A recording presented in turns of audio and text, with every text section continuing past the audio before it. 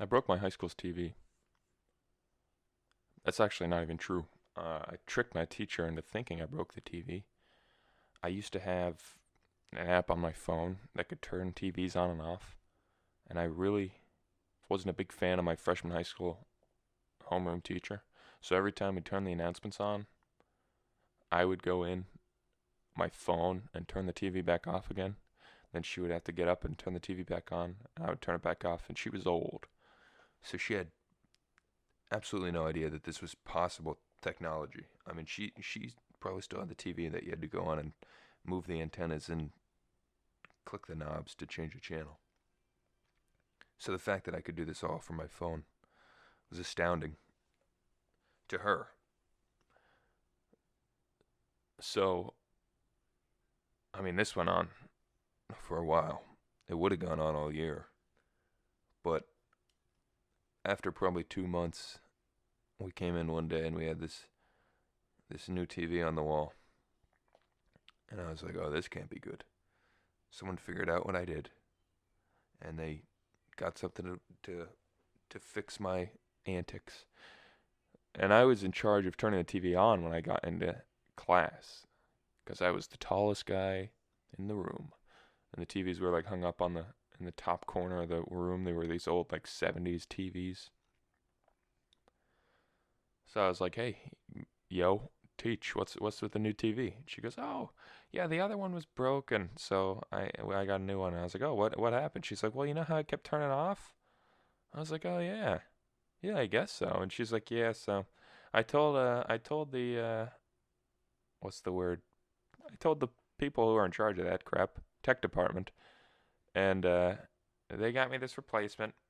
So hopefully this one doesn't do that."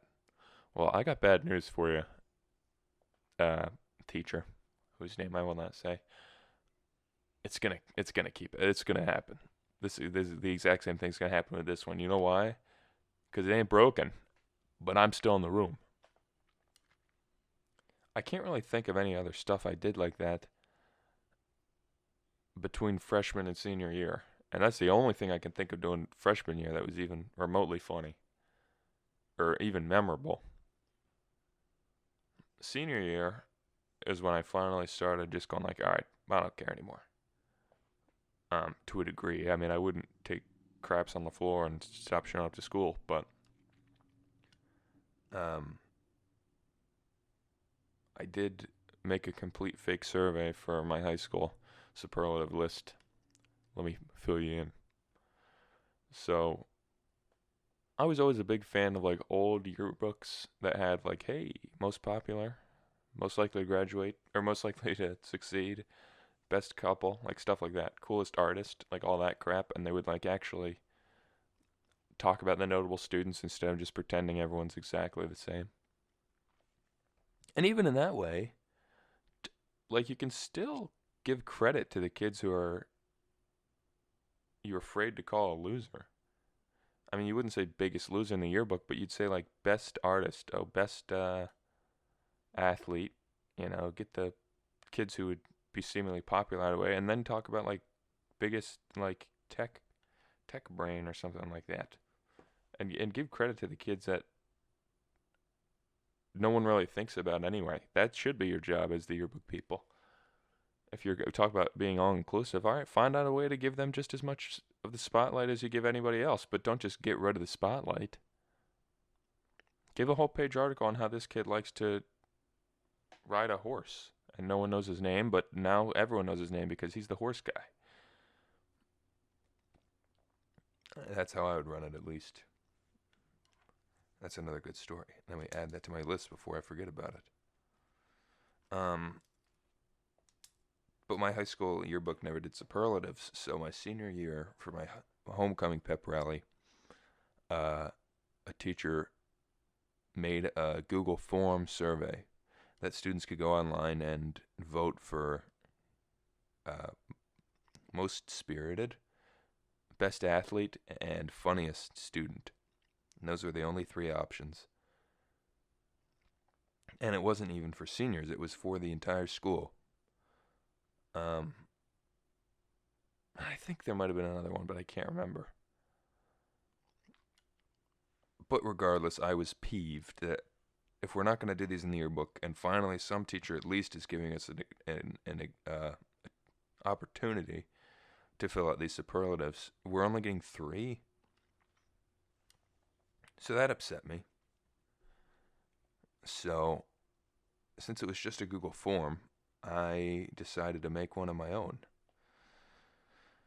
So, I went in and made my own Google form, except I made it about,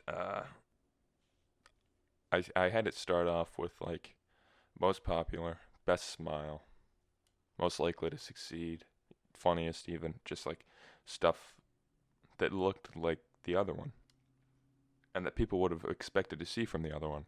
And then it started getting into biggest moron, least likely to succeed, worst facial hair, worst couple, most annoying, fakest friend, I think was on there. I mean, it's been a year, I can't really remember everything, but and I posted it on Twitter, and I sent that around school, and I think I only got like 30 people to respond. I mean, I was in a school with like 500 kids, at least maybe 1,000, I don't know.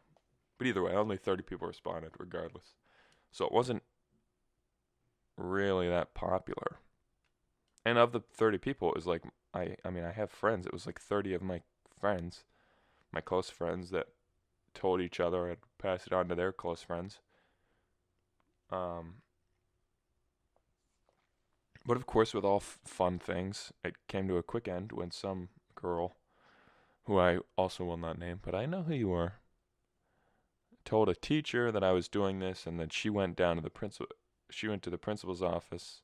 The same girl. So she like ranted to me. She ranted about me in class apparently, and then took it upon herself to go down to the principal's office and tell on me. So down to the principal's office I went the next morning, and I just sat in an office, and the principal was like, "No, I mean, what are you thinking here? You do realize this can hurt people's feelings, right? And we can't have this associated with the school." And I said, I said, well, I tweeted immediately after posting it, like, this is strictly mine. It's not associated with Northeastern administration. And then he was like, no, it wasn't administration. It doesn't matter if it's administration. This was Student Senate. So since Student Senate made the original one and I made this one, apparently my tweet encompassing all of Northeastern was not good enough to be able to keep Student Senate's name clean. Which I'm not sure how that worked. I think it was just like, I mean, as a principal, if a kid comes in your office and you're yelling at him, and then he's like, "No, I don't worry, I know." Like, what is he supposed to be like? Okay. I guess go on your way now. I guess you can keep doing whatever you want as long as you take the proper precautions. I mean, I would hope that's what he would say, but that's not what's gonna happen. So, sadly, in this story, contextually, you would have to know that a kid from our middle school had recently committed suicide from bullying, apparently. So, and this is like 3 days later now, and the principal's like, "You do know what would happen if someone took their own life because of words you said?" I was like, yeah, what? I guess. And he's like, "It would be your fault." So I was like, all right, I'm not listening to you anymore. So then I mean, I made it through. I didn't walk out or anything, but that was the end of that meeting. That was the end of me taking him seriously. I'm like, you could tell, like, you could give me an actual reason of why I should be sorry, but you can't just jump to like, yeah, well, you know what? If the whole entire world explodes, I hope you know it's on you. Like, give me something to actually be able to, I don't know, think about. Give me something I can actually like what's the word? Compute? Comprehend. Sorry, jeez. Give me something I can even comprehend. You're gonna put like some kid's death in my head. Like, God, that I don't know. I'm not. People don't think about death all the time. You mean you could think about like, hey, what if that guy died? But I mean, genuinely thinking about like someone killing themselves and having it be your fault. Like, that's not that easy to just like imagine and actually genuinely feel like you're in that situation. So you're trying to make me irrational or think irrationally And then you can, once I'm vulnerable and irrational, then you can be like, see, this is why you shouldn't do this and this. And then I'll be like, all right, I'll never walk in my house with my shoes on again. Because what if there's a bug on my foot and then I take it out of its home and I put it in my house and then I see a spider walking around 3 days later and now I kill it and it was my fault. Like, yeah, you can get me to think about anything if you make me an idiot.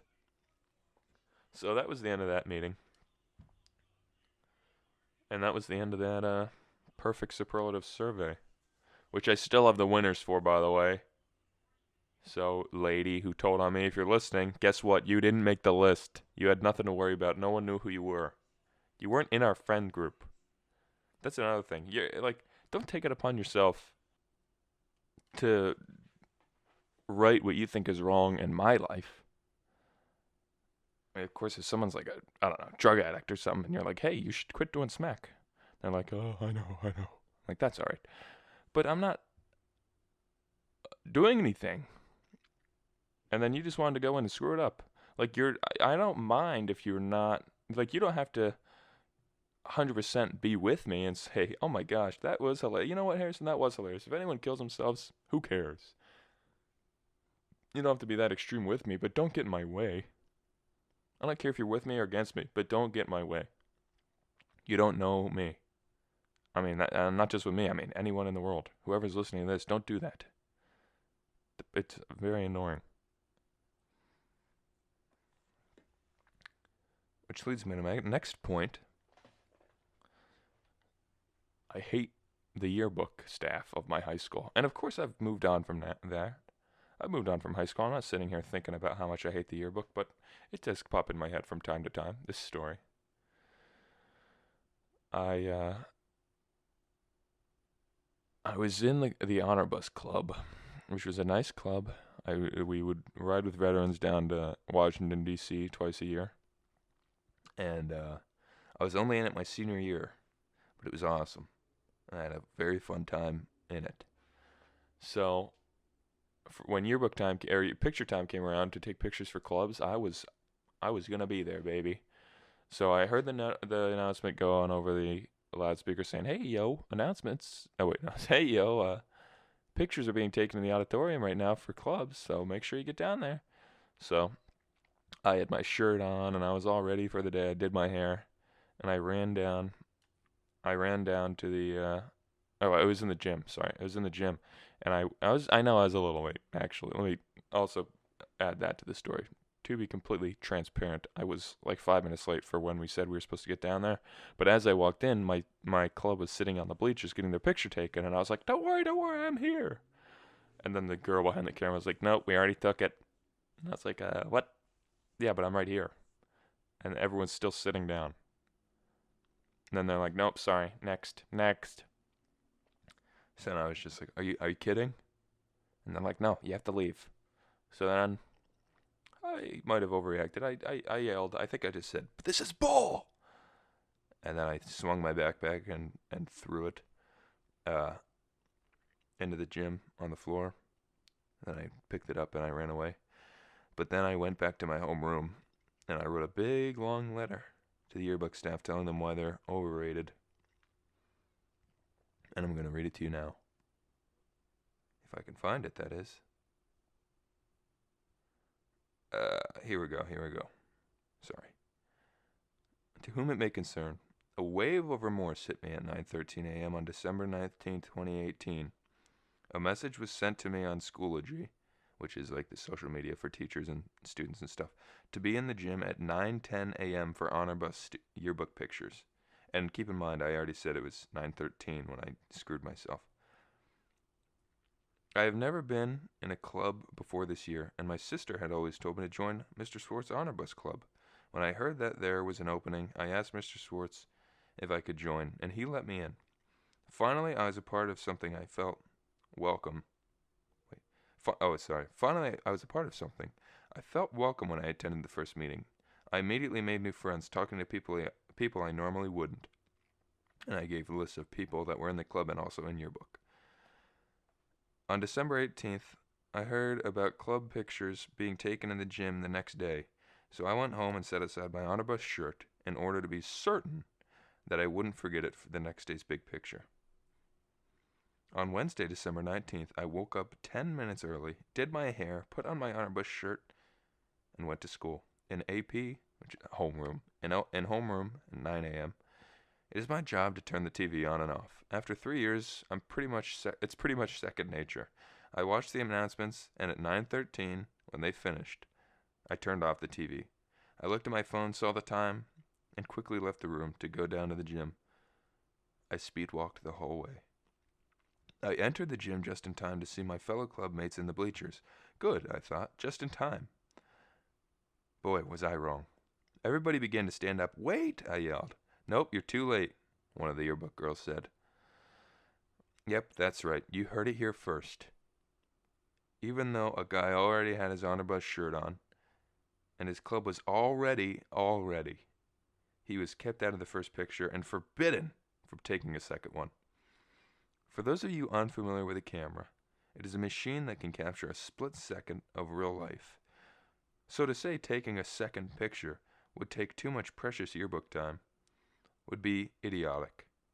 It wasn't even that the picture was taken 5 minutes earlier and everyone was gone.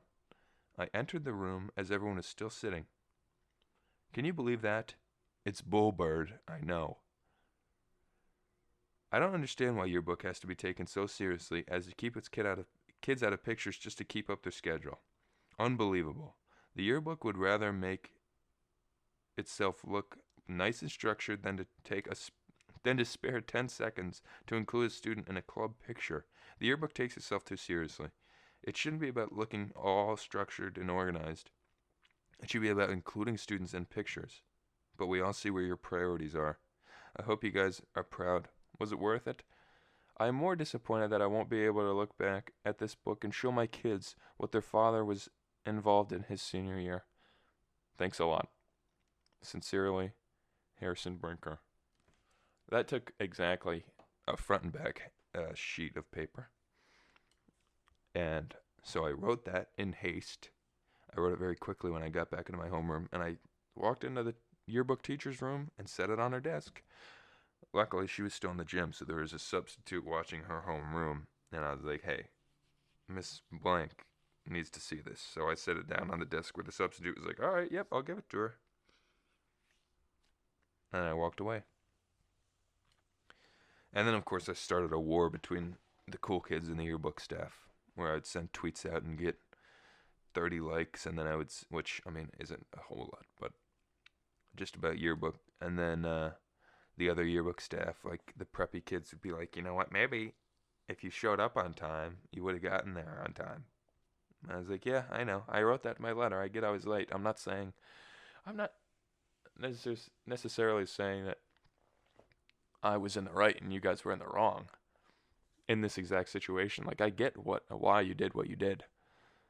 But I'm taking on the yearbook as an institution, as an establishment, in that exactly what I said. It should be about including students and not just going, no, we're yearbook, we make the rules. Like, well, I don't know.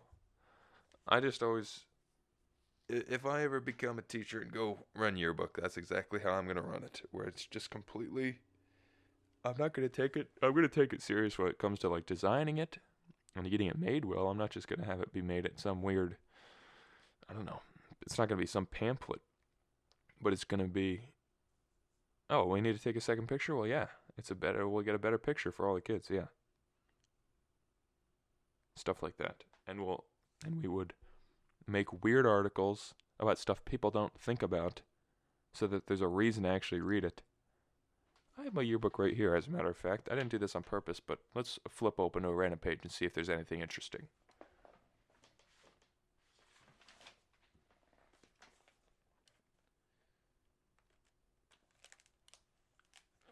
Oh, it says, you did what? Students spend their time at work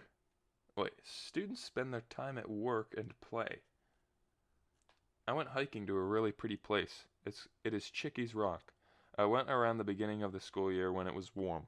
I went with some other people who have graduated. We only stayed for like half an hour. We weren't there for long. Now, does that sound interesting to anybody? they didn't even talk about where they went. They just said it's Chickies Rock. I went at the beginning of the school year when it was warm. I went with other people who have graduated. We only stayed for like half an hour. So clearly you can say the interviewer just had questions. Where'd you go? When did you go? Who'd you go with?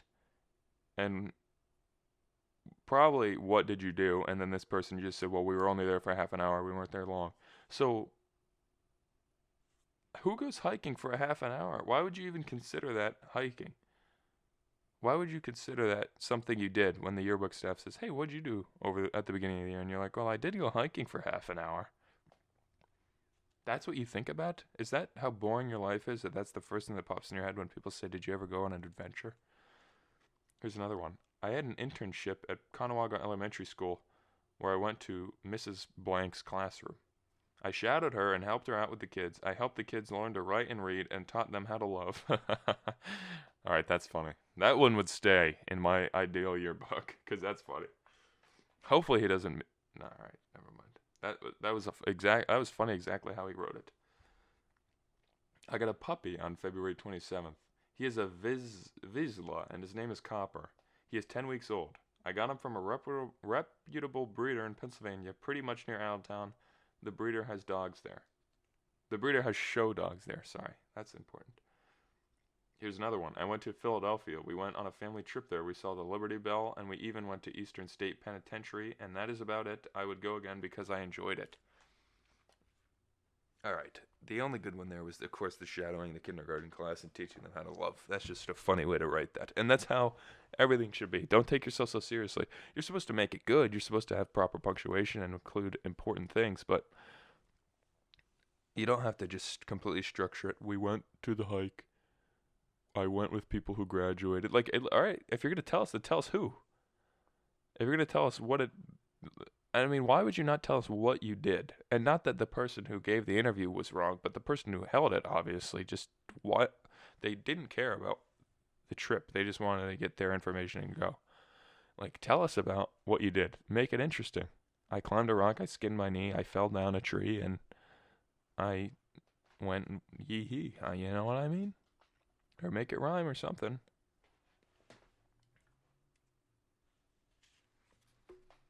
So that's my rant.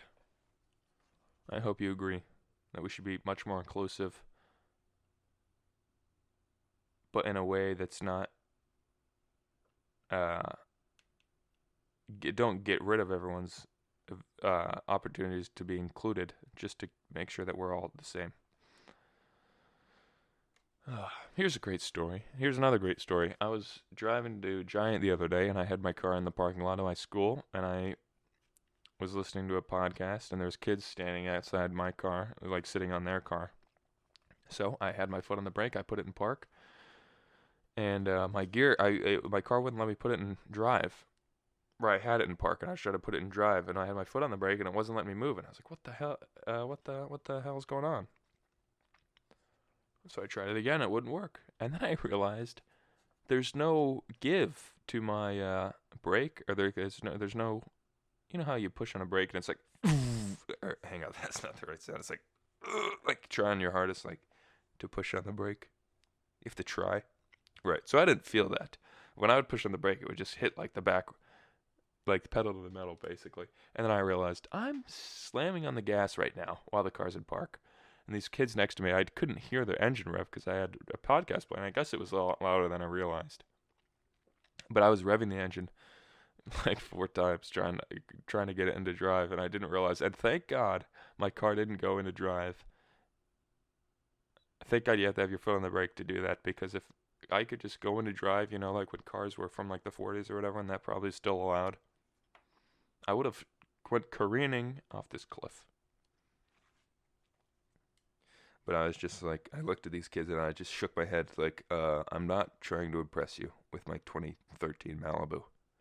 I'm just an idiot. But I guess I would just stand there. Like, yeah. I wasn't trying to be cool. I'm just a moron. Thank you for understanding. I have another important society question. When you're in the waiting room of anywhere, are you allowed to change the channels on the TV if there's other people there? That's a good question. And that happened to me once, and that's why I want to know. Because I was at a car dealership waiting for an oil change to be done, and I was in the lobby with, I think, 2 other people, and the TV was on, and then so it was me and this lady were in there first, and then this old guy walked in. And the lady was old too, but this guy was old, which I think is important to know, like why old people usually just do random crap and don't really care. Not that it's a bad thing, but I'm saying like they have nothing to hide, so they're just like, I don't care. I'll come in and turn the TV off. So he came in and was bored of what we were watching. I don't know, some probably HGTV or something. So he picked up the remote and like turned on Fox News, and the lady was just like, I was watching that. That's pretty much the whole story, but it just is funny to think like that's weird. That's a funny thing to have happened. I never really thought about that, but I guess you could. It never even occurred to me like I can change the channel. I just am like, no matter what's on the TV, that's what stays, because I'm guessing that it's somebody's job to probably pick, this is the most interesting thing we did this interview, and this is the most interesting thing for people to watch, so let's just have this on TV, because that way everyone will be happy. And I just assume that must be how it works, but this guy just came in and was like, I'm not watching this gay crap. Not that I think it's gay. I'm saying that's what the guy said, alright? I'm not homophobic. But that guy was like 80, so he probably actually was. Today's word of the day, everybody. We're wrapping up here, so I gotta give you, what's the word? Speed dating, basically, of the end of the show. The word of the day is recognizance. A bond by which a person undertakes before a court or magistrate to observe some condition, especially to appear when summoned. He was released on his own recognizance. A conditional obligation undertaken by a person before a court. That's a tough word, but it sounds cool. When a criminal suspect is arrested, booked, and granted release on their own recognizance, no bail money is paid to the court and no bond is posted. The suspect is merely released after promising in writing to appear in court for all upcoming proceedings. Okay. I'm sure there's other context to use it, but it's mostly for court, obviously. But you could say like, I left work on my own recognizance, saying I was going to come back, and I didn't even have to clock out. I just told him I'll be right back. Now today's song of the day is, I'm not sure, because I forgot to pick one. And, sorry for not giving one on Tuesday, but don't worry. Today's song of the day is, let me find one here on the Amazon Music that I like to hear. The Passenger by Iggy Pop. It's called The Passenger, and it's got a cool guitar sound in the beginning, and it's just very chill. Makes me want to drive a car at like 10 o'clock. Well, everybody, it's been an honor talking to you today. There was like 6 things I didn't get to. I didn't realize my whole yearbook and survey story would take up the entire podcast. But you know what? That's all right. Hopefully, I can start finding stories that take up the entire thing instead of just jumping from 40 different things and losing you after 5 minutes. I'm very happy that you made it this far into the podcast. Of course, go back and watch every episode if you want. Let's get over 1,000 hours of watch time so I can get these freaking yearbook or YouTube money. And share this podcast with your friends. Even if they don't watch it, tell them to subscribe. I mean, I want them to watch it, but tell them to subscribe. If you're not subscribed, subscribe. Because I got episodes coming out Tuesdays and Thursdays, baby. And this thing ain't going anywhere anytime soon. So, as always, have a great rest of your day, and I'll see you on Tuesday. Thanks for listening to episode 4 of White Coffee.